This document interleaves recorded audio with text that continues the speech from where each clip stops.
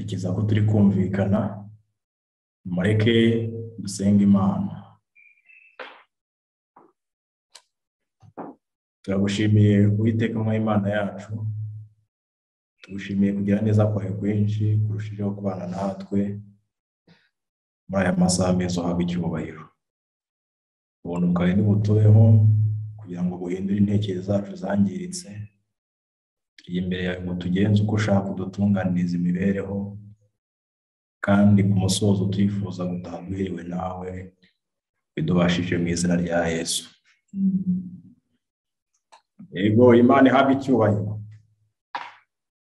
Nejejwe cyane n'uyu mwanya mwiza nanone Imana iduhaye kugira ngo twongere buri wese yisange mu ijambo ry'Imana mu gihe tugiye kuganira, kandi ni umugisha tugize. Abasore, abakuze, abana nabo mwabonye ko batibagiranye, byose ni amahirwe tugize tukesha ijambo ry'Imana, ryo gikoresho cyonyine cyo guhuriza hamwe cyangwa se cyo guhindura abana bangiritse, ababyeyi bangiritse, abasore, abasaza muri rusange, abo bantu bahinduka abana b'Imana. Nejejwe cyane rero yuko n'ubundi tugejeje amasaha tukikumbuye kuba imbere y'Imana. Imana ihabwe icyubahiro. Ndashimira buri umwe, yaba uvugije icyisho cy'abana, muvandimwe watangiye twigisha nimugoroba. Nzi neza ko kandi buri wese wagize amahirwe yo kuba ahangaha, Imana hari icyo yamukoreye.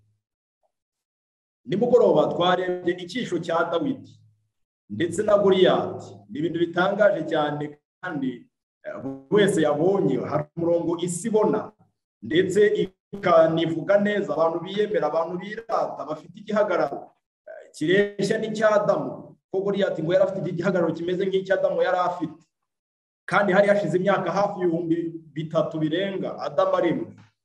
Ni ibintu bikomeye cyane rero, ukabona umuntu rwose wabaye mu misozi, wari umenyereye kugendana n'Imana buri munsi, ari ugize intsinzi kurenza wa wundi abantu bashimaga. Imana idutabare cyane. Muvandimwe watwigije mu gitondo nawe yazirikanye cyane ikintu cyitwa umutima mushya, turagikeneye, kandi ndifuza ko dukomeza n'ubundi muri uwo murongo, nubwo atari byo tugiye kugarukaho kuko byumvikanye, ahubwo tugiye kujya mu kindi cyigisho. Nsaba buri wese kuza guhuguka cyane kugira ngo tuze kubasha kujyana. Abaroma igice cya 13 umurongo wa 11 hari amagambo ahari ngira ngo tubanze tuvuge. Paulo yari yatanze intama guhera mu gice cya 12 icya 13 kugeza ku murongo wa 8. Yatangiye abwira abantu ngo bakwiye kuba ibitambo bizima byera kandi bishimwa n'Imana, ngo ariko kuyikorera kwacu gukwiriye binyuze mu gutanga imibiri. Akurikizaho ibyo kugandukira abategeka, akurikizaho ibyo gukundana. Ibyo bintu uko ari bitatu. Ageze ku murongo wa 11 aravuga ngo nuko mujye mugenza mutyo, kuko muzi yuko igihe cyo gukanguka gisohoye rwose. Bavandimwe, ndagira ngo mbabwire ngo igihe cyo gukanguka kirasohoye, igihe cyo kuba maso kirasohoye. Kubera iki? Dore agakiza kacu karatwegereye kuruta igihe twizereye. Nshuti bavandimwe, mureke mbabwire ngo igihe twizereye icyo kinini kurenza igihe dusigaje kugira ngo ka gakiza twari dutegereje gasohora. Ahari umuntu ashobora kwibaza uti se ntumaze igihe cy'umwaka mu nzira y'Imana, ni urugero ntanze. Ashobora kuvuga ati ko maze igihe gitoya agakiza kaba kanyegereye gute? Ariko agakiza twategereje twese, uyu munsi wa none urebye isaha y'ubuhanuzi igeze, igihe gisigaye ni gitoya cyane ugeregeje n'igihe cyatambutse igihe aka gakiza kahanurirwaga. None ijambo rivuze ngo iki? Ijoro rirakuze burenda gucya. Icya mbere nuko twiyambura imirimo y'umwijima, twambara intwaro z'umucyo. Iki nicyo kintu cya mbere dukeneye bavandimwe, ni ukwiyambura imirimo y'umwijima tugahita twambara intwaro z'umucyo. Nishaka ndagarukira ahangaha. Umusore wese, umwana wese, umusaza, umugabo, umugore akeneye kwambara ikintu cyitwa intwaro z'umucyo. Hari akaga tujya dukunda kugira ko kurasirwa n'umucyo. twatangira gufata ibintu mu mutwe, twatangira kugira gahunda nziza mu bintu, twatangira kugira ibindi dukora neza, umuntu akagira ngo yageze ku rwego rw'igihagararo ahantu Imana imushaki. Ariko mureke mbabaza ikibazo kimwe, ninde muntu wantandukaniriza buriya Imana igihe yaremaga, buriya buri munsi wari ufite umwihariko, ariko nuramuka usomye neza umunsi wa mbere ndetse n'umunsi wa kane, muri iyo minsi yombi Imana yaremye umucyo, umunsi wa mbere n'umunsi wa kane. Iki ndagira ngo ucyumve neza. Umunsi wa mbere Imana yaravuze iti habeho umucyo, umucyo ubaho. Kandi ndagira ngo mbabwire iki kintu, nk'uko Imana yategetse umucyo kuva uvuye mu mwijima, Pawulo yaravuze ngo niko Imana yaviriye mu mitima yacu. Imana ihabwa icyubahiro. Ariko ikibazo cy'amatsiko, mbese mutekereza ko bwije kuri uwo munsi wa mbere byagenze bite? Umwijima waje muri iryo joro naho wari utaniye na wa wundi wabanje Imana itararema umucyo. Ni iki cyaburaga? Haburaga umunsi wa kane. Iki kintu nshaka guheraho ndagira ngo mucyumve neza, kuko hano dusomye ngo mwiyambure imirimo y'umwijima mwambare intwaro z'umucyo. Bivuze iki rero? Iyo Imana yatangiye kurema umuntu bundi bushyashya, iba yaramuhaye umucyo, ikamwereka ko ari mu ruhande rubi. Hari abantu rero bahita bakomeza kuvuga bati twebwe twamaze kubona umucyo, ariko ntibaharanire kugira izuba mibereho yabo. Mbese umucyo wose usohora ku izuba ryo gukiranuka ari we Yesu Kristo. Buriya hari ibihugu bigira umucyo ariko bitagirwamo n'izuba. Wabona neza, hari ibihugu bigira amezi 6 y'ubukonje n'amezi 6 y'ubushyuhe, amezi 6 y'ubukonje. Baba bafite umucyo ariko nta zuba bagenje bate bafite. Akamaro k'izuba nakahe? Cyambere no gutanga imbaraga. Abantu bajya bakunda kubona muraza kwihangana, hari abantu bagiye mu bihugu by'i Burayi akava muri Afurika yiraburaga, yagira yuko abona uruhu rwatangiye gucya, ukabona rwakeye pe, hati ukajyamo n'ubuzima bwiza. Oya, ni ukubura imbaraga zikomoka ku zuba.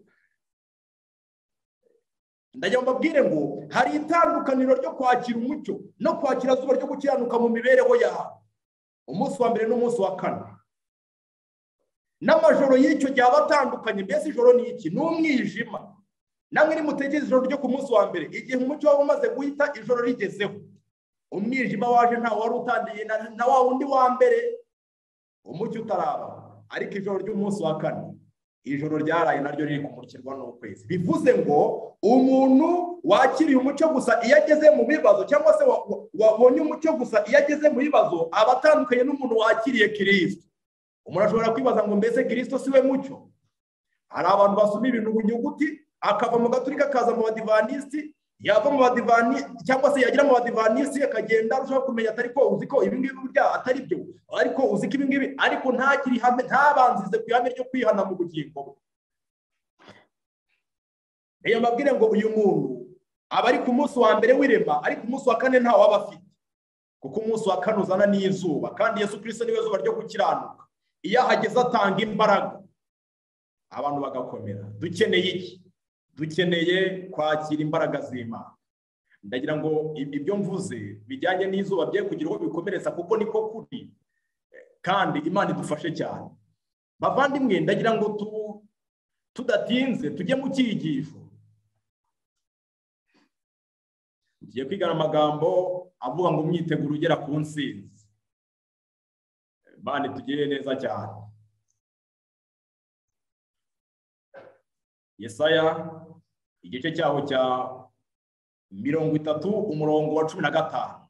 Hari icyo Imana irayikira buri wese, kandi ndagira ngo buri wese akizirikane. Uwiteka Imana, uwera wa Isiraheli yavuze ati, ntabwo ari yavuze ati nimugaruka mu gatuza muzakizwa. Cyo ni icyambere. Abantu bakeneye gutuza. Hari indirimbo ikomeye cyane dufite mu gitabo ya 201 ivuga ngo uhoraho nyobora kuko ndi umugenzi mu butayu. Igice cya nyuma kiravuga ngo ningera ku nkombe ya Yorodani umutima uzatuza. Biratangaje cyane. Uyu muntu ntabwo azaba yari yakwambuka Yorodani, ariko bitewe nuko hari ibanga afite muri we, ngo naramuka yigezeho kuko azabona nta kindi kintu yakora, umutima uzatuza. ariko mureke mbabwire, abantu benshi uyu munsi wa none bategereje kugera ku nkombe ya Yorodani akaba aribwo bihana, akaba aribwo bahagarika imitima no gushaka icyakiza ubugingo bwabo. Ntabwo ari ku mwuka w'Imana avuga. Umwuka w'Imana ashaka gutegura ibitekerezo by'abantu kugira ngo bajye kugera ku nkombe ya Yorodani, ibahangayikije byose byamaze gukurwaho, bose biteguye kujya ku rugamba ruheruka kandi bambaye intwaro z'Imana. Ibyanditswe bivuze iki rero? Nimugaruka mu gatuza muzakizwa. Icya mbere, mwituze no mu byiringiro nimwe muzaherwa imbaraga. Ngaya amasezerano akomeye cyane. Imana ishaka ko buri wese ashaka umwanya utuje kugira ngo agire ibyiringiro mu Mana, aba ariho herwa imbaraga. Nyamara ibyatuma umuntu atuza abantu babishyize ku ruhande, ahubwo abantu barashaka ibyatuma babaho imibereho idahamanya n'amategeko y'Imana. Ibyanditswe niyo ntabwo bigize bemera kuza, ahubwo muravuga muti, mwumve neza, ahubwo muravuga muti oya, kuko tuziruka ku mafarashi. Iri jambo turarigarukaho cyane, tuziruka ku mafarashi. Ibyanditswe biti ni koko, ariko muzaba muhunze, kandi muti tuzagendera ku imbaraga. Ariko ibyanditswe biti ni koko, n'abazabakurikirana bo bazaba ari abanyembaraga.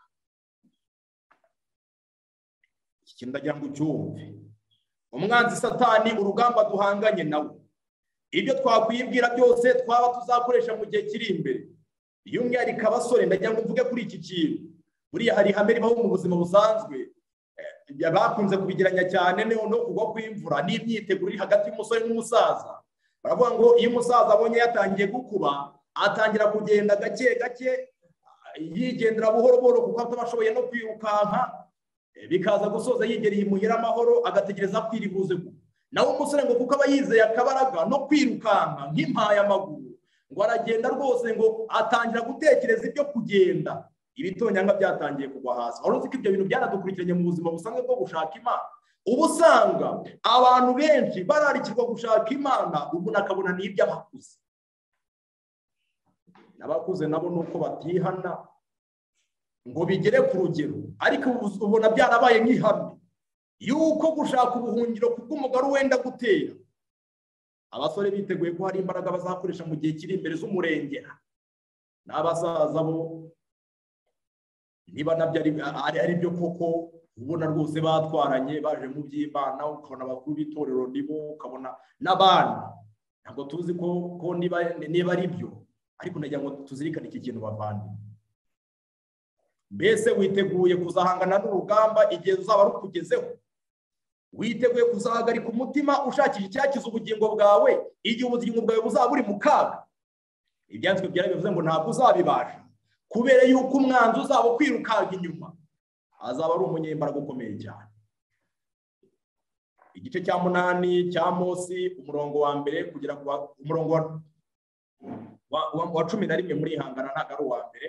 Mbego tuzirikana amagambo ahari y'iki gihe kugira ngo umuntu wese agire imyiteguro yacu. Dore iminsi izaza, ni Uwiteka Imana ivuga, nzateza inzara mu gihugu, ntizaba ari inzara y'ibyo kurya cyangwa inyota yo gushaka amazi. Ngiyi inzara igomba kuzatera mu isi, ngiyi inzara igiye gutera muri iki gihe cyacu. Nzateza inzara, ni Uwiteka Imana ivuga. Izaba ari inzara imeze iti: ni igihe abantu bazaba baranze gusohoza ubushake bw'Imana, bifuze kubikora kandi bitagikunda. Hari impamvu iri somo turikoresheje muri iki gihe dushaka kuganira n'abasore cyane, turaza kuyigarukaho. Ntizaba ari inzara y'ibyo kurya cyangwa inyota yo gushaka amazi, nubwo nayo izaba ihari, ahubwo izaba ari iyo kumva amagambo y'Uwiteka. Kandi bazajarajara bava ku nyanja imwe bajya ku yindi, bazafikasi bajya iburasirazuba, bazakubita hirya no hino bashaka ijambo ry'Uwiteka, ariko be kuribona. Uyu munsi niko bigiye kugendekera abantu babwiza ukuri. Bibiliya abantu bagiye kuzakwa, bagiye kubanza bazakwe mu matwi, babone kuzakwa mu biganza. Mu matwi ni hehe? Nuko abavuga ukuri kw'ibyanditswe byera batazigera bongera kumvikana mu matwi y'abantu. Icyuho abantu bakomeje kwanga yuko cyasibwa mu mibereho yabo, bigiye gusoza kidasibwe by'iteka ryose. Ibintu biraza guhurira he n'abasore rero? Uwo munsi cyagiye turi kuvuga inzara imeze nabi, inkumi nziza n'abasore bazicwa n'inyota. Yesu ashimwe cyane. Uwo munsi igihe inzara yabaye nyinshi kubera icyo aba bantu aribo bagiye kwicwa n'inyota, mbese abasaza bo bazaba bafite ibyo kurya, mbese abagore bo bazaba bafite ibyo kurya, mbese abagabo, mbese abana bazaba babonye ibyo kurya by'umwuka. Ariko nicyo ndi kuvuga, kubera ko abasore baba barategereje kera ibi bintu, hari abantu babihariye baravuze ati ibingibi ni ibya bakanaka, ntabwo warengera kuri iyi ngingo. Niba inzara igomba guheraho mbere y'abantu, ayo n'umugani bajyaga, ni igisakuzo nabwo bajyaga basakuza, wumva ari ibintu bikomeye cyane, bagusubiza bakubwira ngo kicu, ugasubiza uti ni inzara y'umusore. Ntabwo ibikomeye nyine. Bavandimwe, ndagira ngo mbabwire ngo iki gihe gikomereye umusaza, gikomereye umusore, gikomereye umuntu wese, ariko by'umwihariko iki gihe gikomereye abasore ku rwego rudasanzwe. Niyo mpamvu ijambo ry'Imana riberuye rikavuga riti icyo gihe abazagira inzara kurenza abandi, inkumi nziza n'abasore, bazicwa n'inyota, atari y'amazi ahubwo yo gushaka amagambo y'ubugingo. Indirimbo ya Salomo iravuga ati wa musore wishimira ubusore bwawe kandi ubukunezeza, ariko umenye ko bizagushyirisha mu rubanza, ndetse n'umucyo wo mu maso yawe uko ugaragara mu maso nabyo bigushyirisha mu rubanza, cyangwa se bigatuma ugaragara kuri umuntu w'Imana, Imana ikagutsindishiriza ishingiye ku mucyo wo mu maso hawe. Ikindi cyiciro cy'abandi bantu bagowe, tubanje kubona icya mbere, iyi nkumi nziza n'abasore bazicwa n'inyota. Kabiri, abarahira icyaha cy'i Samariya bati ndahiye Imana yawe Dani we, kandi bati ndahiye umuhango w'iberishe buhoraho, nabo bazagwa kandi ntabwo bazongera kubyuka. Ibintu biratangaje cyane. Nibajije impamvu ibyanditswe byera byagarutse kuri aba bantu b'ubwoko bubiri. Icya mbere ni abantu barahira Imana y'i Dani, kabiri ni abantu barahira umuhango w'iberishe uhoraho. Mbese aba bantu ni bande? Mbese aba bantu byabagendekeye bite? Ndagira ngo mbabwire ngo umugabo witwa Efurayimu n'umugabo witwa Dani, kugira ngo ku mpapuro z'amateka agera mu bantu 144 batazagiramo umugabane, bizaba byatewe n'iki? Ni iki kibazo cyabaye aha ngaha kandi gitejwe n'abasore.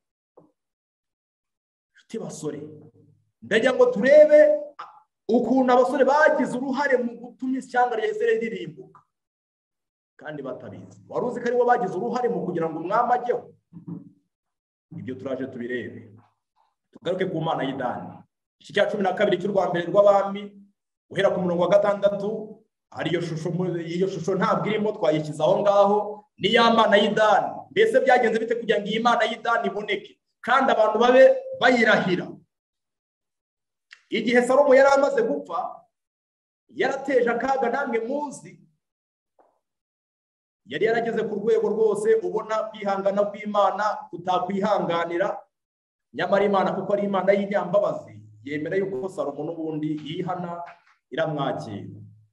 Noneho umuhungu we wamusimbuye wari ukiri mutoya, arangije ahera akagisha inama abasaza bahakwaga na se Salomo akiriho, arabaza ati muzangira nama ki yuko ndi busubiza abantu? Ni abantu bari bamubwiye yuko bifuza yuko yabagabanyiriza uburetwa se yabakoresheje, kandi uburetwa Salomo yabukoraga ariwe munyabwenge wa mbere isi ifite. Salomo yabubakoreshaga ariwe muntu Imana yahaye amahirwe yo kubaka urusengero. Salomo yabukoraga ariwe muntu Imana yahaye ubutunzi bwose mu bami bose b'Abisiraheli. Salomo yabikoraga ariwe muntu wari ufite kurimba kudasanzwe n'igikundiro abandi bami bose b'Abisiraheli batigize bagira. Ariko Salomo nubwo ibyo byose yabigize, Salomo niwe muntu wa mbere wanyweye inzoga nyinshi mu bami b'Abisiraheli, kuko yaribazaga atari ko buriya mu nzoga harimo akahe kantu gatuma bazinywa imbona bameze kuriya baba bameze. Muzabisoma mu gitabo cy'umubwiriza ngo iby'ubusazi, ngo iby'ubupfu, ngo bimarira icyo ababikora. Agafata inzoga akavanga izikomeye zoroheje akanywa. Ibyo byaje gusoza n'ubundi bibyaye iki ngiki abantu batishimiye, maze umwami bamugejejeho ikibazo arabaza ati murangira nama ki? Igisubizo cy'abasaza baramusubiza bati niwemera kwigira umugaragu w'aba bantu uyu munsi, ukajya ubakorera ukabasubiza amagambo meza, nabo bazakubera abagaragu iteka ryose.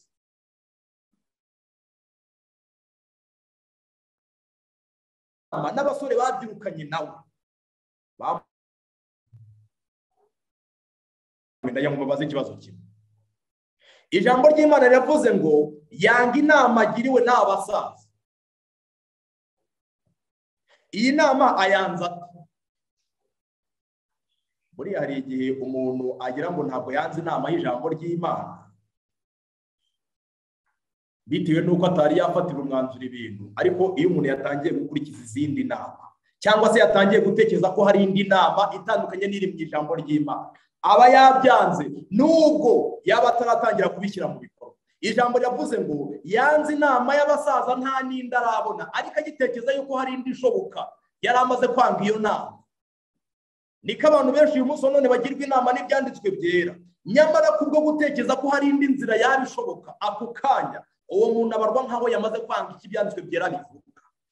Ariko yanga inama agiriwe n'abo basaza, ahubwo ajya inama n'abasore babyirukanye nawe bamuhatsweho. Arangije arababaza ati murangira nama ki turi busubiza abo bantu bambwiye ngo nimboreze uburetwa data yabakoreshaga? Umva icyo byagezeho. Nuko abasore babyirukanye nawe baramusubiza bati uzababwira uti, uzabwira abo bantu bakubwiye ngo se bakoresheje uburetwa bukomeye, ngo ariko wowe uzaborohereze uzabasubiza utyo uti agahera kanjye kazaruta ubunini ikiyunguyungu cya data. Biratangaje cyane. Abo ni abasore batubaha Imana. Ariko byagenda bite? Aba bana aribo bayoboye kandi ndetse icyo byagezeho n'iki. Ariko nubwo data yabakoreshaga uburetwa bukomeye, njyeweho nzabarushiriza. Data yabakubitishaga ibiboko, ariko njyeweho nzabakubitisha sikoropiyo. Murabyumvise? Ngiyi inama y'abasore. Kimwe mu bintu bikunze kuranga abasore tudakwiyemo abubaha Imana n'abapagani, ubwo buri wese rero aze kureba niba bitamuranga, ni uko udaha agaciro abandi bantu. Atari uko yabangaga, ahubwo ari uko nyine ageze mu rwego rwo kumva yuko ari hejuru. Amashuri yize barimo aramusunika, ifaranga afite kumva yagaragara, ibikorwa byo kwicisha bugufi yumva nta mukobwa wamwemera, ashaka kwishyira hejuru no gukandamiza abandi. Mwumve rero, ku munsi wa gatatu ngo agahera kanjye kazaruta ubunini ikiyunguyungu cya data, kandi data yabakubitishaga ibiboko bisanzwe, njyewe nzazana sikoropiyo. Mu mitekerereze y'abasore ni uko bimeze. Madamu White aravuze ngo icyama bagacubya ibyifuzo byabo byuzuyemo ubuhubutsi, bimeze nka sikoropiyo. Nawe birebe nyine. Ibi byakoze iki? Ku munsi wa gatatu Yerobowamu n'abantu bose basanga umwami Rehobowamu nk'uko yabategetse ati muzaze munyitabe ku munsi wa gatatu. Umwami abasubizanye inabi nyinshi, yanze inama yagiriwe n'abo basaza. Arabasubiza ati akurikije inama y'abasore ati data yabakoresheje uburetwa bukomeye, ariko njyeweho nzabarushirizaho. Umva nawe iryo humure ry'umuyobozi abiseri bisabiye. Data yabakubitishaga ibiboko, ariko njyeweho nzabakubitisha sikoropiyo. Namwe nimwumve ijambo riri mu kanwa k'uyu mwami. Abantu bahita bigendera, bitandukanya n'ubwami bwa Isirayeli muri rusange. Ibintu byabaye mureke mbabwire, nta myaka 300 yashize Isirayeli y'amajyaruguru yahise inyagwa, hadaciyeho imyaka 350 Isirayeli y'amajyepfo nayo biragiye. Byagenze gute rero? Kuko abantu bari bamaze kuzinukwa ubwami bw'amajyepfo muri rusange. Yerobowamu yaritegereje aravuga ati abantu nibasubira ku Salomo nabo bazanyica, kuko uko ntabwo yatekerezaga ngo avuge ngo wenda nuko ngo ndi umwami ngo abantu bazahita bangirira nabi. Oya, yaravugaga ati buriya bugome bukabije twabona nyuriya mwami, abantu bamugarukaho batari abantu. Aravuga ati niba namuka basubiyeyo nanjye bazanyica. Yigira inama yo gukora ibigirwamana, ariko atari uko ibi bintu kuko byari bikwiriye, ahubwo bitewe n'ingaruka y'inama y'abasore. Inama y'abasore bavandimwe, tuzagera ku ntsinzi ryari? Tuzagera ku ntsinzi bigenze bite? 29 hano hasi. Maze kimwe ibyo bishushanyo yakoze byatumye abantu bagomba kuza gusenga. Baravuze ngo maze kimwe gishyira i Beteli, ikindi gishyira i Dani. I Beteli hari hehe? Hari mu muryango wande? Igisubizo, ndashaka igisubizo. Bose muri rusange Yesu ashimwe cyane. Ndagira ngo mumbwire, mbese Beteli hari mu murongo wande?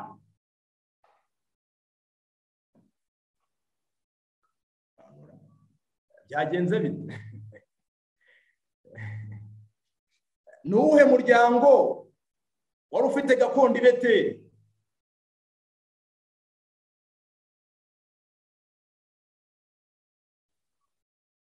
Reka twe gutinda cyane. Umuvandimwe arakoze, yari Efurayimu. Kandi nusoma Mose igice cya 4 uzasanga yuko Imana yavuze ngo nimukajye i Beteli. I Beteli hari haramaze kwangiza abantu kuko habaga ikigirwamana, ndetse ni Dani hari hari ikintu. Ubwabyo kuba abaturage bo muri ibyo bice baremera ibyo bigirwamana bibiri kuguma aho ngaho, byahise ni kimwe mu bintu byabakurishije ku rutonde rw'uko abafite imiterere nk'iyabo bataboneka mu byashuri cya 4. Icyo kintu cyumve neza biturutse kuki? Inama y'abasore. Nimurebe ikintu imyitwarire abasore bagize, ukuntu itumye mwitorero habamo gucikamo ibice. Kubera iki? Iyo batangiye kuzana ibyaha base barareba bakabona ku bicyaha byaranze, ubundi itorero rigahinduka iry'umuvurungano. Abashatse kuzana ubugorozi bagahangana n'abatabishaka, gucikamo kabiri kukaboneka biturutse ku nama y'abasore. Yesu ashimwe cyane bavandimwe. Imana idutabare. Mbega kaga, mbega ishyano.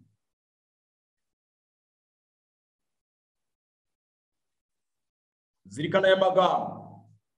Nuko ibyo bishushanyo bikigusha kuko abantu bajyaga baza kubiramya ndetse bakagera no ku kidani.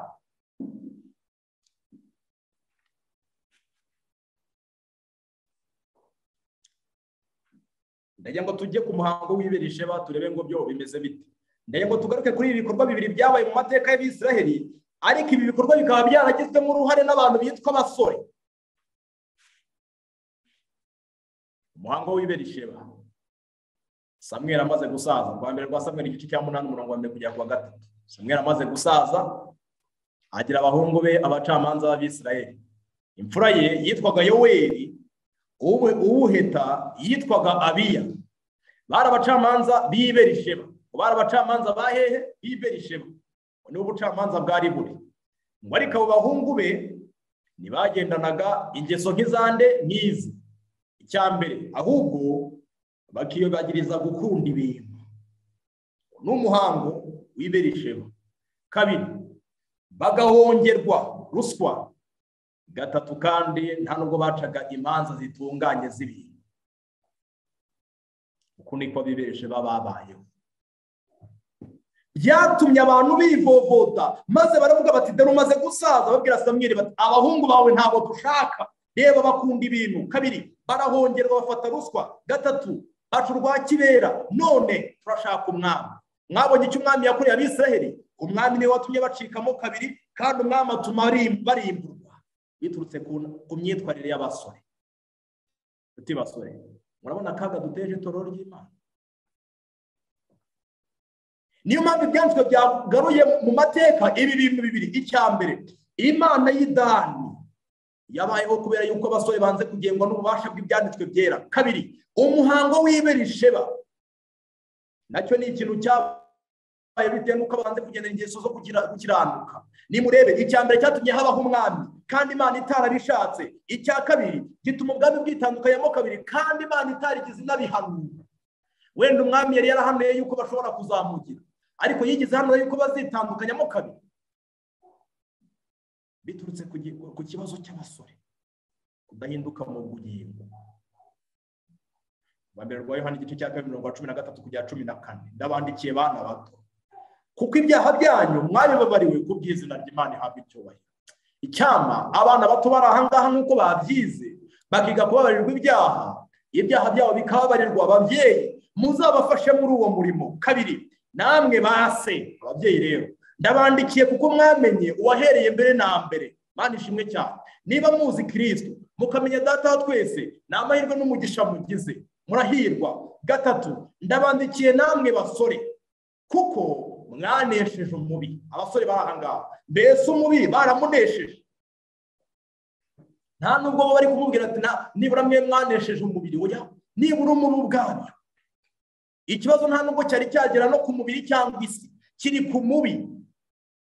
Ikibazo cy'abasore, ijambo ry'Imana rivuga ngo iki? Imbuto zaguye mu nzira, abo nibo bamara kumva ijambo umwanzi agahita aza kurikura muri bo ako kanya. Ntabwo bisaba indi myinshi, ntabwo bisaba gutegereza, ahubwo icyo bakweretse ni icyo ngicyo nyine.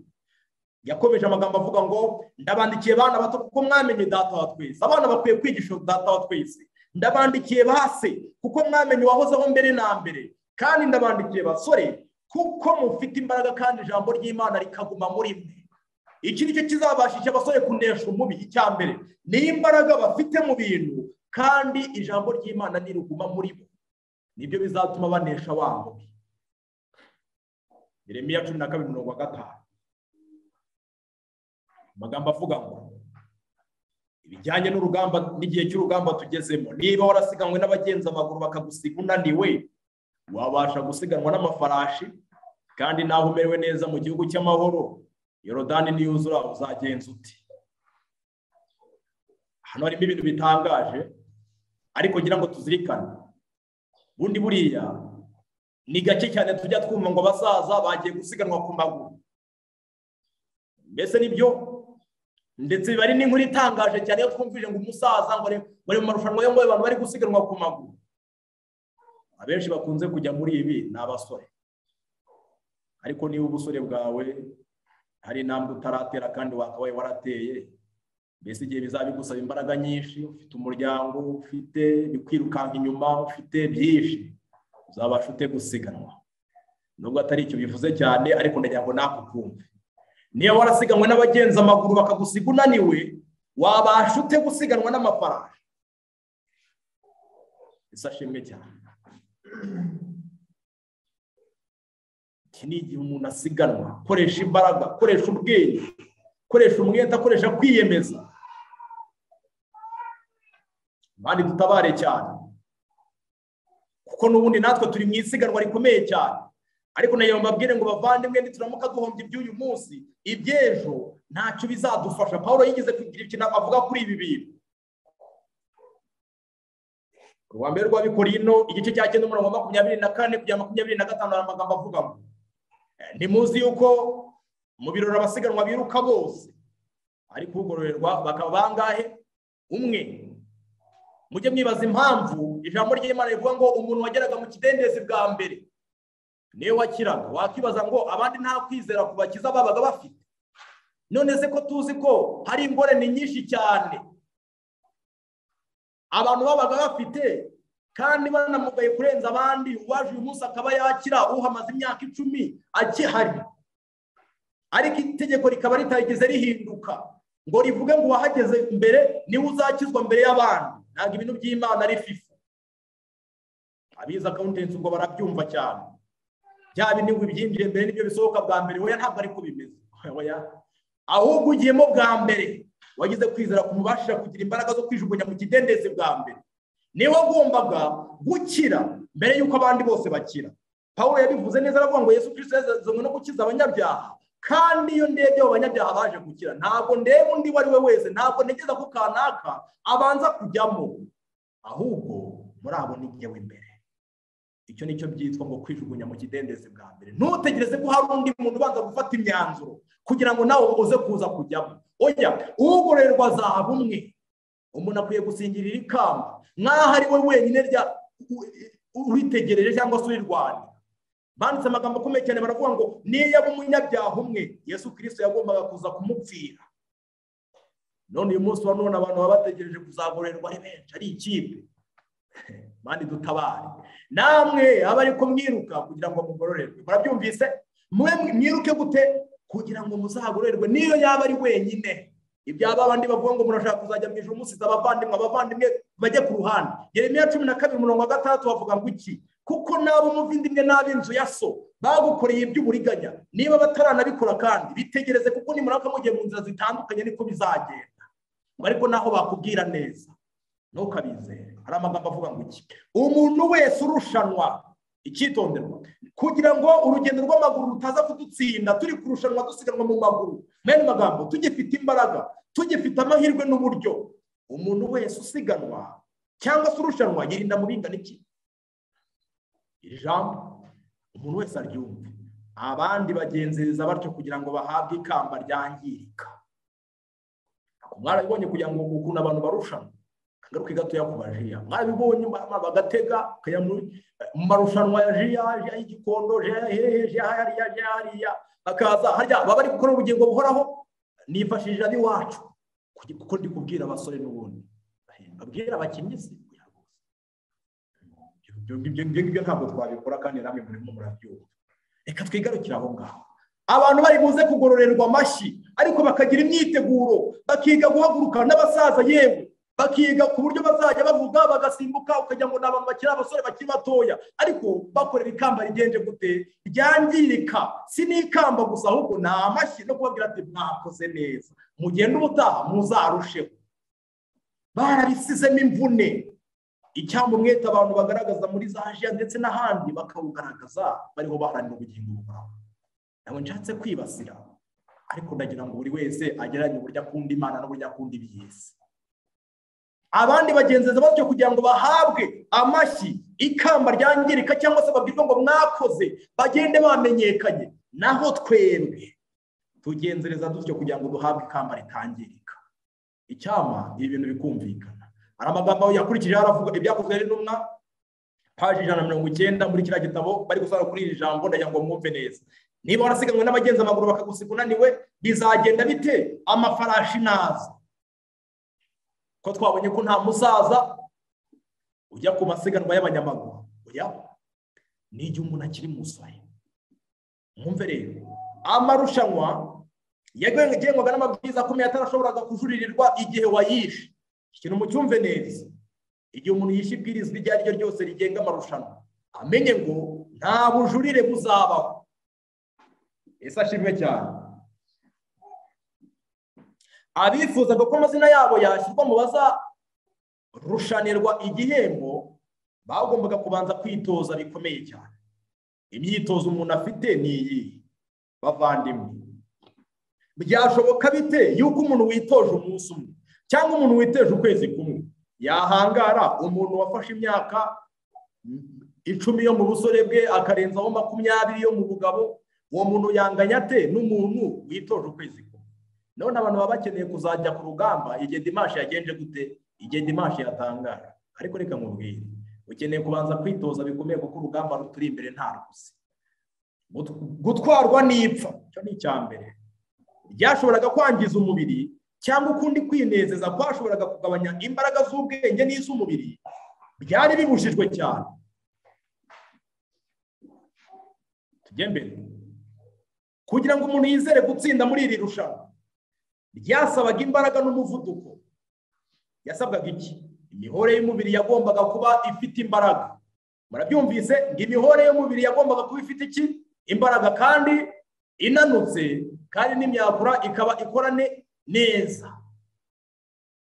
Hariya buriya imihore y'umubiri iramutse inanutse, ubwo uyu muntu yabagaragara nk'uko abisi babishaka. Reka mbabwire, hari igihe abantu bangiza amategeko y'ubuzima, ukabona umubiri uri kugenda rwose wirema agafi abantu bakarya rwose, ukabona umubiri wongeye kwirema bundi bushyashya.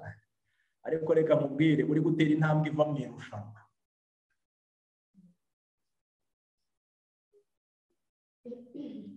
Ese ashimwe. Hano bavuze ngo iki? Abantu bazajya mu irushanwa bazaba bafite umubyibuho cyangwa ntawo bazaba bafite? Ntabwo ari iry'umubiri inshuti, ubyumve neza. Ariko kandi nubwo ritari iry'umubiri, uzirikane cyane yuko n'umubiri nawo hari icyo ugomba kugaragaza. Hataza kugira ngo umuntu uvuze ngo uvuga ati twavuze ngo abantu bananuke, ariko namwe muzabirebe iyo uwo mubyibuho mwawugize ubwanyu muribangamira uretse no kubangamira abandi. Ubwo se umuntu wibangamiye Imana yamushyira muri iri rushanwa? Ntabwo bishoboka. Ijambo rivuze ngo iki? Imihore y'umubiri yagombaga kuba ifite imbaraga kandi inanutse, kandi n'imyakura ikabikora neza. uretse no kuvuga ngo imyakura ikabikora neza, abantu barahangana nubwo bazi ngo imyakura ni iki. Tujye mbere, umwanya wose wagombaga kuba werekeje ku ntego. Bavandimwe, ndagira ngo mbabaze ikibazo kimwe. Niba turi kwitegura kugera ku ntsinzi, mbese umwanya wose wacu uba ugamije kugera ku ntego yo gutsinda muri urugamba ruheruka? Zirikana ibi bintu cyane. Iyi ntambwe yose ikaba yihuta, bivuze ngo ntabwo batsindaga ahantu, bari abantu bafata imyanzuro kandi bakajya mbere. Intambwe yose ikaba yihuta kandi idakebakeba, ndetse imbaraga z'umubiri zagombaga kugera ku rwego rwo hejuru. Imbaraga z'umubiri zagombaga kugera ku rwego rwo hejuru, bavandimwe. Icyama ibintu mukabyumva neza, icyama Imana ikadufasha ibintu tukabyumva. Hari amagambo avuga ngo igihe abarushanwaga bahagararaga imbere y'imbaga y'abantu yabaga ibategereje, amazina yabo yarasomwaga kandi bagahabwa amabwiriza ajyanye no gusiganwa. Batangiriraga rimwe, maze guhangwa amaso y'abaje kubareba bikabatera kwiyemeza kubona intsinzi.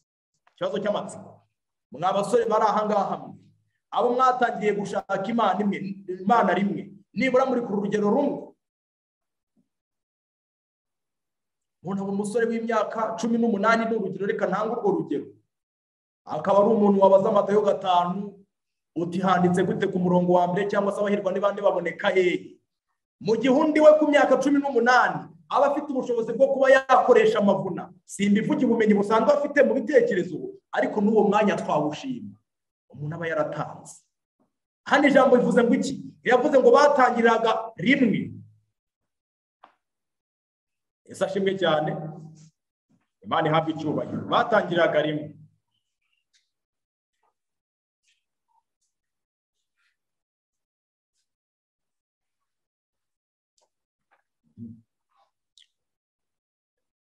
Bitewe no guhangwa amaso, batangiraga rimwe, maze guhangwa amaso y'abaje kubareba bikabatera kwiyemeza kubona intsinzi.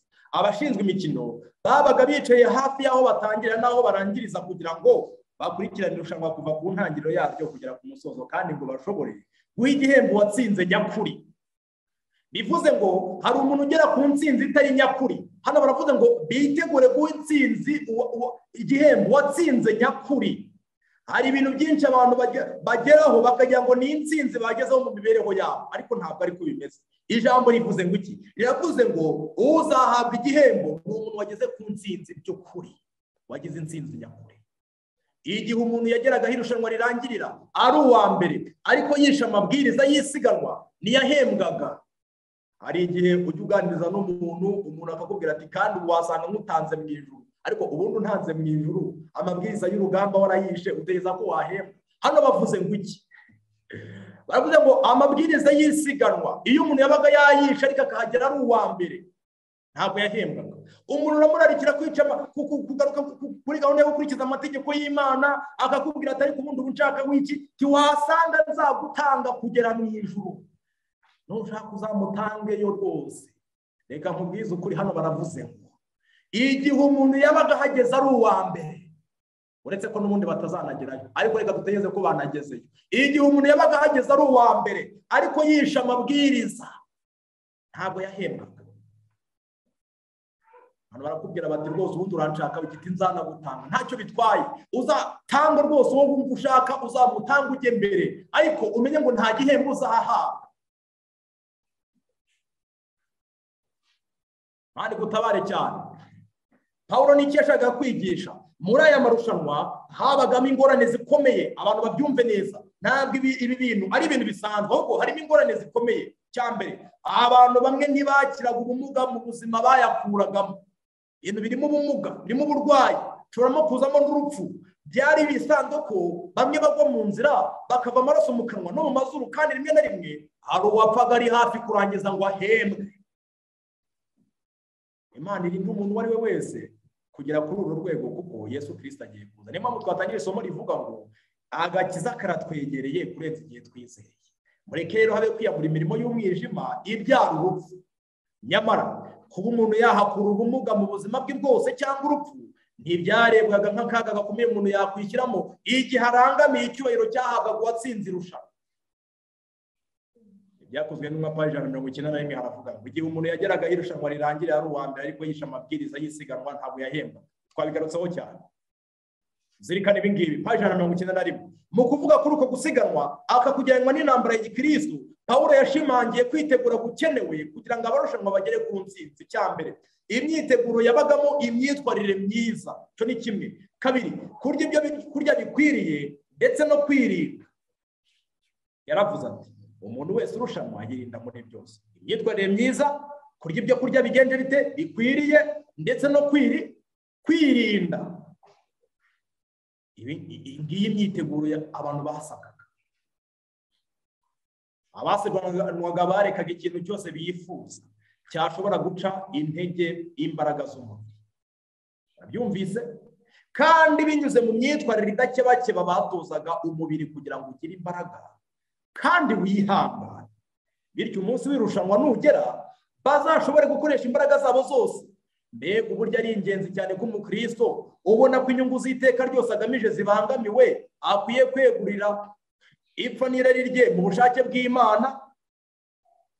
Iki ni igitekerezo ku bakristo. Niba aba bantu ari uku nguku babigenzaga, bavandimwe ndagira ngo babwire ngo duhagaze mu gihe kidasanzwe. Umukristo ntakwiye na rimwe kwemera kurangazwa n'ibishimisha n'ibinezeza n'imibereho yoroheje. Ikintu sinzi niba mucyumvise. Kabiri, ntakwiriye na rimwe kwemera kurangazwa icyambere n'ibishimisha, icya kabiri n'ibinezeza, icya gatatu n'imibereho yoroheje.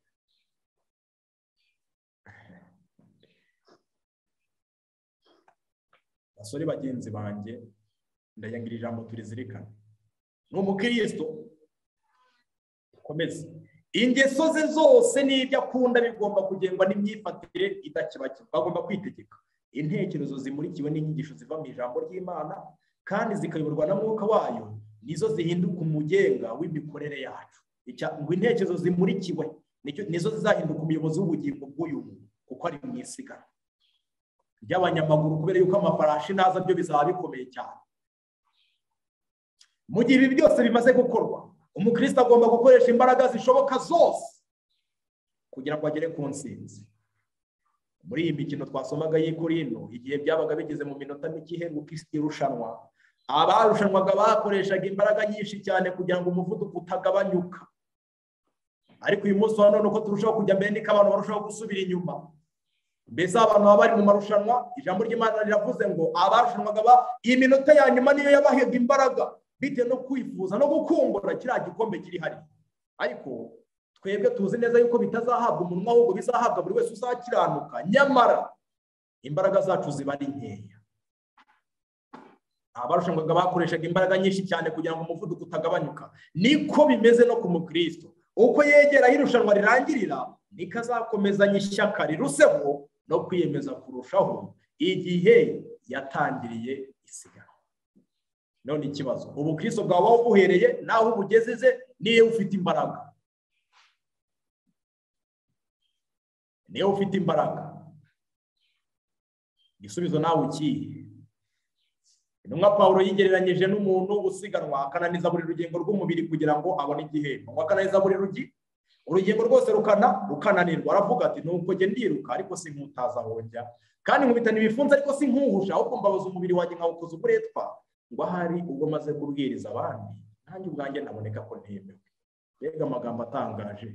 Ndifuza ko buri wese yakwisubiramo muri ubu buryo kugira ngo atiruka atazi yajya rero, cyangwa ngo apfe kwiruka mu isiganwa rya Gikristo. Pawulo yagize kwitoza gukomeye. Abasore benshi birukanka batazi aho bajya. Amagambo ngo mbabaza umubiri wanjye asobanuye kwifata cyane cyangwa kwigomwa ibyifuzo by'umubiri, irari n'ibyo umuntu akunda. Iki kintu ndagira ngo tukizirikane cyane bavandimwe. Ariko mbese abasore uyu munsi wa none bahagaze kuwuhe murongo? Mu gitabo cyose cy'urugendo rwa Gikristo, mu gitabo cyose cy'umugenzi, mu bantu bose batangiye urugendo, nabonyemo umusore umwe wari uri kujya mu bwami bwo mu ijuru ndetse ntacike intege. Nyamara uwo musore ndagira ngo tuzirikane ibye. paji 161 hari amagambo avuga ngo ndasinzira. Uyu ni John Bunyani, muramuzi, ati ndasinzira ndongera ndota ba bagenzi bamanuka ya misozi baca mu nzira ijya mu rurembo rwo mu ijuru, baca mu nzira ijya mu rurembo rwo mu ijuru. Hasi iyo misozi ibumoso bw'inzira yabo hari igihugu cyitwa Nyirandabizi. Abantu bumva yuko ibintu babizi batemera kugirwa inama, kandi muri icyo gihugu haturutse inzira nto y'ikigorogoro ihuye n'inzira abo bagenzi bacagamo. Mu mayira abiri bahurira n'umusore uturutse muri icyo gihugu ngo yari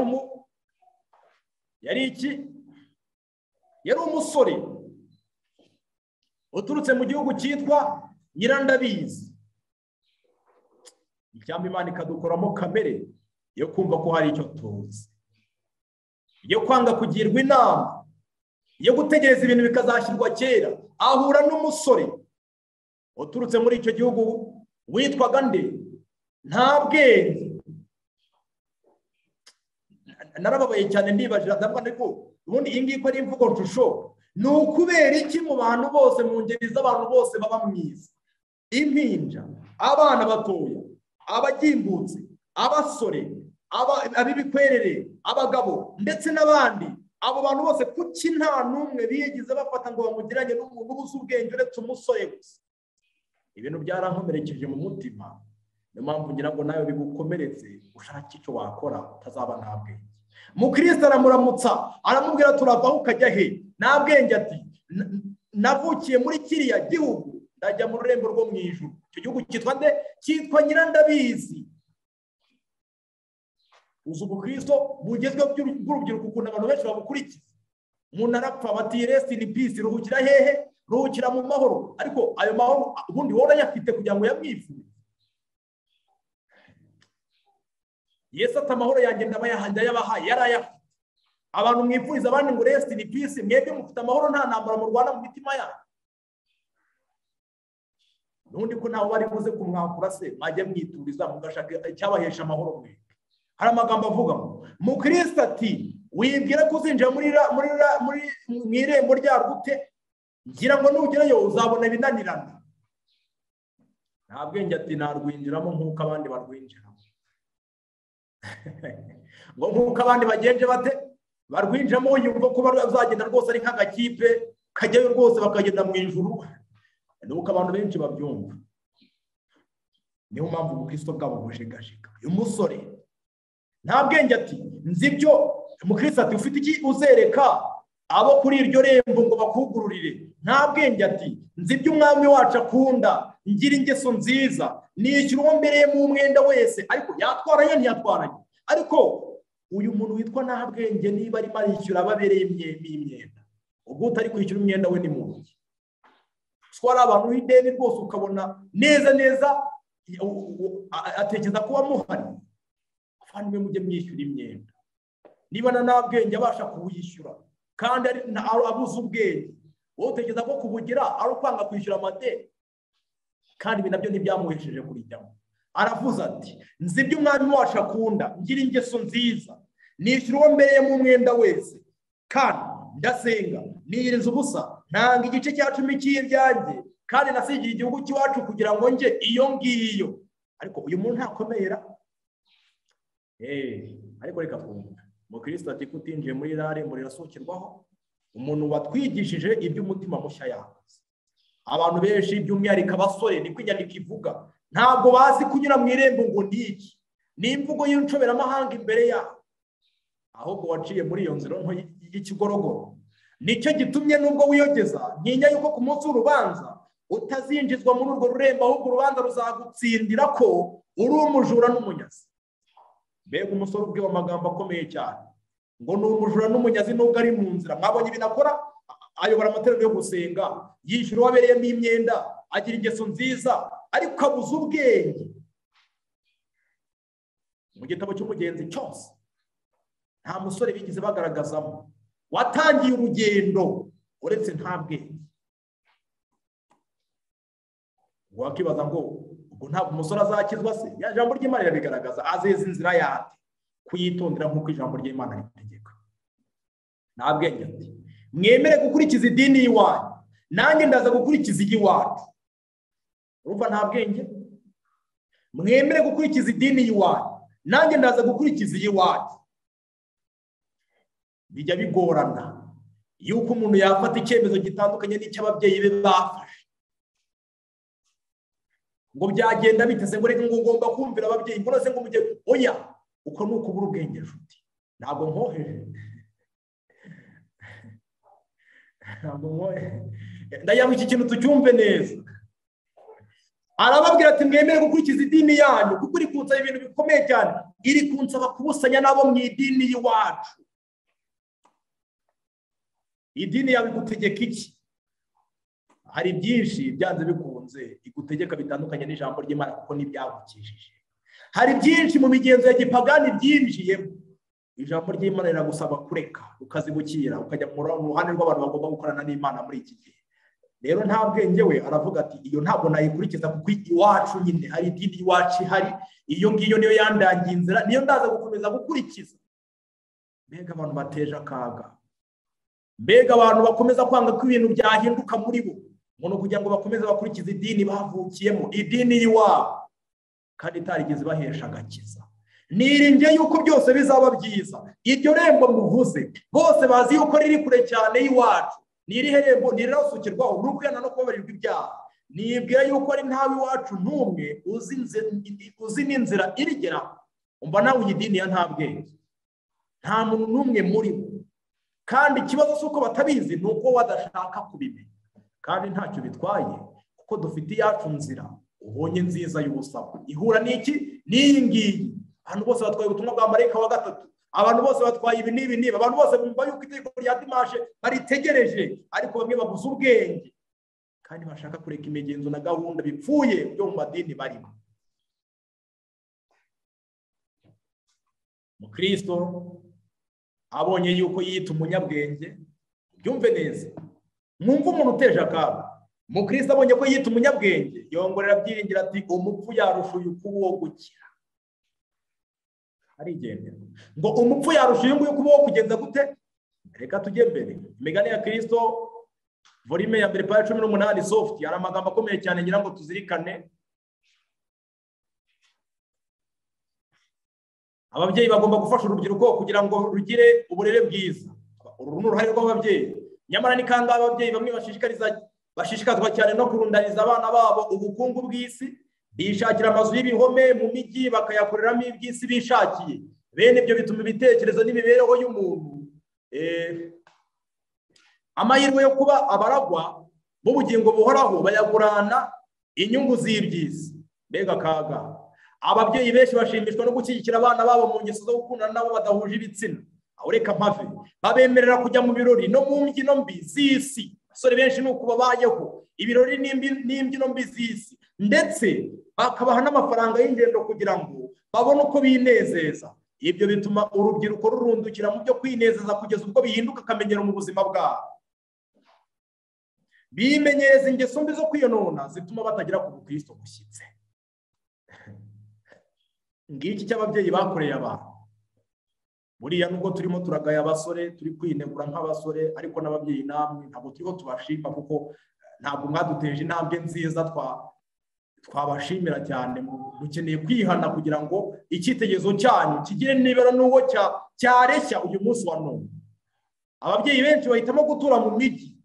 Ikintu nkigarutseho by'umwihariko muri iki gihe icyaro cyo gifite ishyano.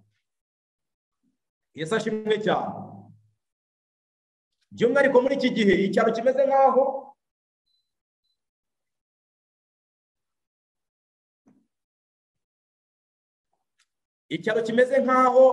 aricyo gifite akaga. Ababyeyi benshi bahitamo gutura hehe? Mu mijyi. Biribwira yuko atariho bazahura n'akaga cyangwa abana bo bakanezerwa, ariko amaherezo bicuza by'imitagihe ifutira ikabije bakoze. Abandi mu kintu kigarutseho kuko nzi ko giteje akaga. Imijyi hano baranze ngo irarushaho guhinduka nka Sodomu na Gomora, ariko uyu munsi none yabaye nkabyo. Imikino irangaza abantu irarushaho kwiyongera. Bamwe bahora muri za sinema mbi, ikinamico mbi, gusiganwa kw'amamodoka, urusimbi, isindwe n'ibyo kunezeza umubiri. Abasore babyiruhamo amaherezo babimbura mukoro mu buzima. Imbura mukoro mu buzima. Yego. bagahinduka abapagani n'ibinanirama, bamwe bashobora kwimenyaho ubugoryi bakihana. Iri jambo, aya magambo ubundi niyo yashakaga cyane, ngo bamwe bashobora kwimenyaho ubugoryi bakihana. Ariko saba abantu ko twabonye yuko umupfu yabarusha kuba mwiza, bibagendekera bite mu kwihana kwabo? Nyamara baba baramaze gukomeretsa ubugingo n'ubwenge bwabo bwo guhitamo hagati y'icyiza n'ikibi, kandi barihannye. Umva imyihanire y'aba basore. Mubyeyi, niba ushishikariza umwana wawe kumera utya, dore umusozo azagira. Niyo wakwibwira ngo hazabaho kwihana, rero ikizabaho bitewe n'uko yamaze gukomeretsa ubugingo n'ubwenge bwe bwo guhitamo hagati y'icyiza n'ikibi. Ntibihutira kugira amakenga ngo bategere amatwi ijwi rya Mwuka Muziranenge, cyangwa se kwirinda imitego ya Satani. Ariko abantu barihannye, hano baravuze ngo bashobora kwimenya, ariko bitewe n'urwego ibyo bintu baba barabimaze. Ntibihutira kugira amakenga ngo bategere amatwi ijwi rya Mwuka Muziranenge, cyangwa se ngo birinde imitego ya Satani. Noneho amaherezo bigenda bite? Umunezero wabo uhinduka kurimbuka k'ubugingo bwabo bwo muri iyi si n'ubwo mu isi izaza. Kandi barihannye.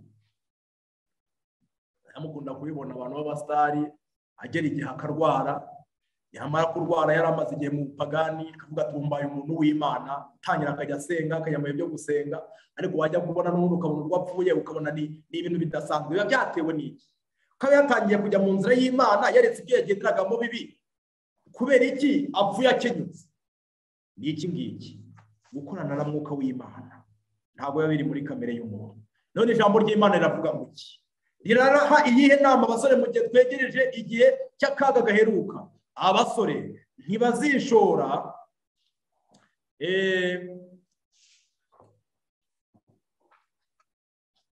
mwihangana gatoya, ndiyanga aya magambo tuyazirikane.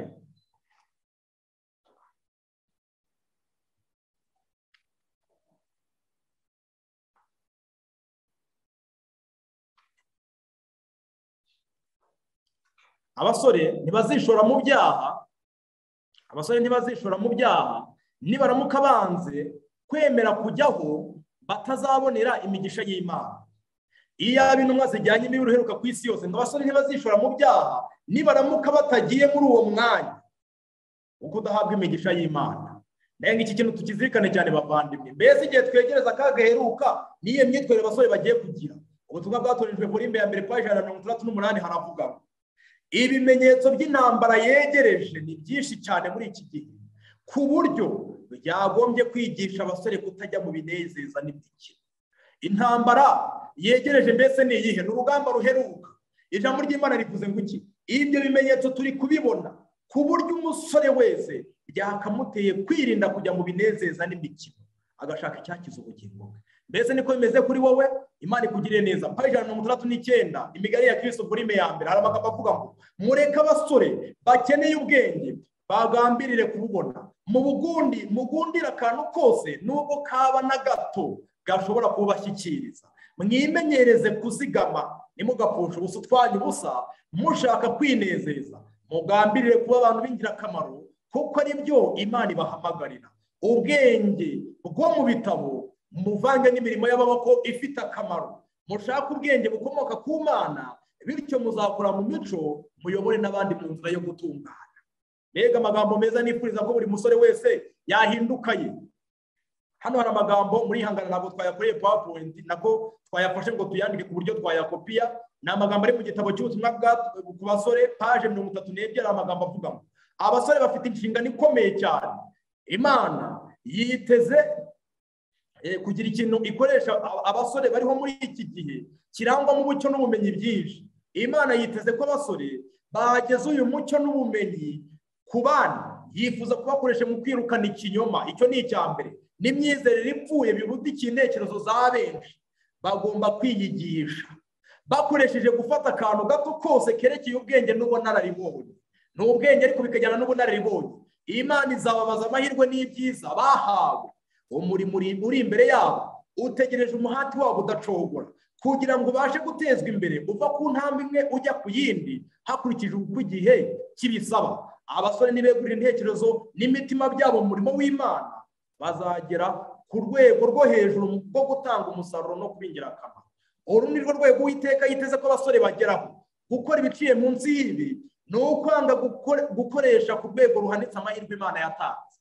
Murabyumvise? Ni ukuvuga ngo gukora ibiciye munsi y'ibi ngibi ni ukwanga kujya mu ruhande rw'Imana, ni ukwanga gukoresha amahirwe Imana yatanze. Hari amagambo avuga ngo ibi bizafatwa nko kugambanira Imana, bibe kunanirwa gukora ushakira inyoko muntu ibyiza.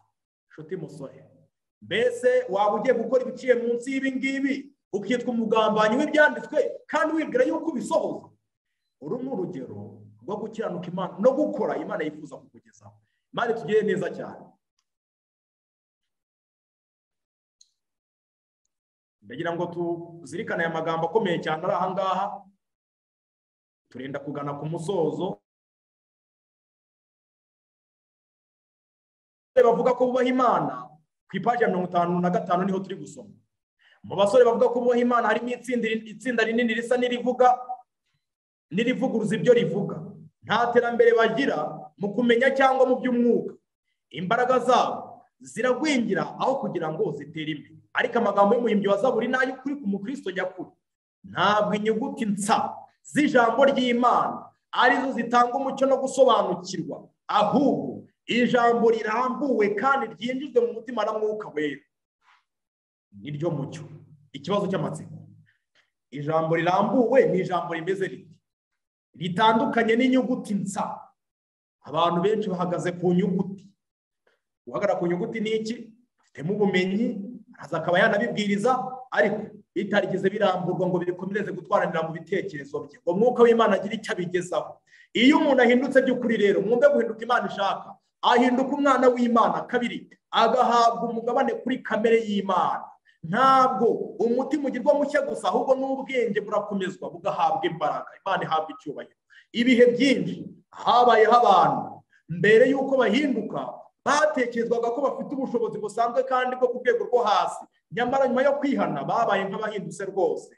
Nako barahindutse, se babaye nk'abahindutse. Icyo gihe bagaragaje imbaraga igaragara no gusobanukirwa ukuri kw'ijambo ry'Imana ndetse no kubwira abandi uko kuri. Abantu bafite ubwenge buhanitse babonye ko kuganira na bene abo bantu ari amahirwe, kandi abantu byatangiye ari abantu bo ku rwego ruciriritse, bigasoza kubwo kwiyegurira Imana babaye abantu b'ibirangirire. Mwumve rero, zuba ryo gukiranuka warasiye umucyo we urabagirana mu ntekerezo zabo, yakanguriye imbaraga zose gukorana umwete biruseho. Imana izakorera abasore umurimo ukomeye nibakira ijambo ryayo mu mitima yabo kandi bakaryumvira mu mibereho yabo bafashijwe na Mwuka Wera.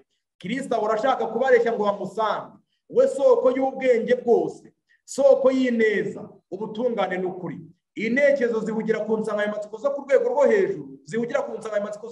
hejuru, nazo zihinduka iz'agaciro gakomeye. Bavandimwe, mureke insanganyamatsiko duhugiraho mu bitekerezo byacu ijye iba insanganyamatsiko yo ku rwego rukomeye rwo hejuru. Paji ya 49 hari amagambo avuga ngo abasore benshi ntibafite ihame ridakuka ryo gukorera Imana. Igicu cyose kije kiraboreka kandi ntibafite imbaraga zo kwihangana. Mbese iri tsinda Imana izarajyana mu rugamba ruheruka. Ntibakurira mu buntu, basa n'abakomeza amategeko y'Imana ariko ntibiyumvira amategeko y'Imana, kandi ntibashobora gukozwa ibyo kuyumvira, kandi basa naho bagenje bate bayumvira ariko ntibayakomeza kandi ntibashobora no kubikozwa. Ikibazo gihari ni iki? Imitima yabo ya kamere igomba guhindurwa. Bagomba kubonera ubwiza mu butungane. Niba bityo niho bazahagizwa no gushaka ubutungane nk'uko Imanakazi yagizwa no gushaka amasoko y'amazi. Nabo bazakunda Imana n'amategeko yayo. Ubwo nibwo umutwaro wa Kristo uzaborohera kandi ntubaremerere. Ubona ko iby'Imana umuntu w'umusore biba bimeze nk'aho bimuremereye, ariko igihe ubutungane buzaba bukomotse mu bwiza. Bavandimwe, mureke mbabwire ngo tuzaba turi kugenda tugera ku ntego. Musore nkunda rero, niba intambwe zawe ziyoborwa n'Uwiteka, ntugomba iteka kwitega ko inzira yawe izagaragaramo amahoro no kugubwa neza bigaragara inyuma. Ntabwo nasoza iki kintu ntakivuze. Inzira igana ku munsi uzahora w'iteka ryose ntabwo ari inzira yoroheje cyane gucamo, kandi akenshi izagaragara nk'iyijimye ndetse irimo n'amahwa, ariko ufite ibyiringiro ko amaboko y'Imana aboraho iteka ryose akugose kugira ngo akurinde umuntu. Imana ihabwe icyubahiro. Nubwo iyi nzira imeze nabi, ariko dufite ibyiringiro kuko amaboko y'iteka ryose y'Imana atugose kandi azakomeza kugenda aturinda umubi. Imana ishaka kuyizera umaramaje kandi ukiga kuyiringira, haba igihe itwikiriwe n'igicucu cyangwa ku zuba ry'igikatu. Imana ishaka ko umuntu ayiringira haba mu ngorane, haba igihe ibintu bimeze neza, ariko akayiringira kuko Imana iri hafi yo kugira ngo imurwanirire. Mbese urugamba ruheruka Imana yaba yifuza gukoresha abandi. Imana irifuza gukoresha itsinda ryitwa abasore. Amagambo tugiye gusorezaho aboneka muri manuscript release volume ya 10 page 170. Hari amagambo akomeye cyane ngira ngo tuzirikane, mwumva umurimo tugomba kuzakora muri iki gihe giheruka. Hari amagambo avuga ngo mwiza ya 11 ubwo umurimo uzaba urushaho gukomera kandi abantu barushaho gukomererwa, hari impano nyinshi zizinjizwa mu murimo. Ni abakozi bazerekana ko ari abizerwa kandi bakwiriye igihembo. Ni abantu bitanze bazinjira mu byimbo maze basimbura abo bose badakwiriye umwanya mu rusengero rwo mu ijuru. Abo bantu b'agaciro bazakomeza kwinjira, bane habwa icyubahiro. Uwiteka azabakingurira kandi atange n'uburyo. Azahamagarira urubyiruko kuzuza imyanya y'abapfuye ndetse n'abahakanyi. Murabyumvise? Urubyiruko rugomba guhamagarirwa kuzuza imyanya y'abari kugenda basinzira, ariko atari abo gusa, ahubwo n'abahakanyi bari kugenda bava mu nzira. Azaha abakiri bato ndetse n'abagore kimwe n'abakuze gukorana n'ubwenge mvajuru. Bazagira imico yahindutse, bagira ubwenge bwahindutse, bagira ibiganza byahindutse, ibirenge byahindutse ndetse n'indimi zahindutse. Iminwa yabo izakurwaho n'ikara ry'ubugingo rivuye ku gicaniro cyo mu rusengero rwo mu ijuru. Nibiga isomo ryo kugendera imbere y'Imana bicishije bugufi, nibashaka uko bagira imigambi mishya, ariko kandi bigendanye n'icyo Uwiteka ashaka ko bakora, bazashobora gusoza umugambi w'Imana imbere ndetse n'inyuma batagabanije. Nguyu musozo w'icyo abantu b'Imana bagomba kugeraho. Nshuti muvandimwe, mbese waba wumva aho Imana iri kuturarikira kugera? Ndifuza ko muri uyu mwanya Imana yadufasha jye nawe kugira ngo duhagarare tudatsinzwe. Ndagira ngo twongere dusubiremo rya somo twahereyeho. Abaroma igice cya 13 umurongo wa 11. Nakagengo kitwa kuba maso. Hari amagambo avuga ngo nuko mujye mugenza mutyo kuko muzi yuko igihe cyo gukanguka gisoye rwose. Hara twasomye ko ari mu isaha ya 11. None uyu munsi wa none mbese yo saa 11 twaba twaratangiye cyangwa se twayikandagijemo ibirenge. Yego nibyo, imbaraga zacu zirakenewe, ariko dukeneye kugira ubwenge bwahindutse, intekerezo zihindutse, ibirenge, ibiganza, iminwa byose byahindutse. Binyuze mu kugenda imbere y'Imana twicishije bugufi bizashoboka.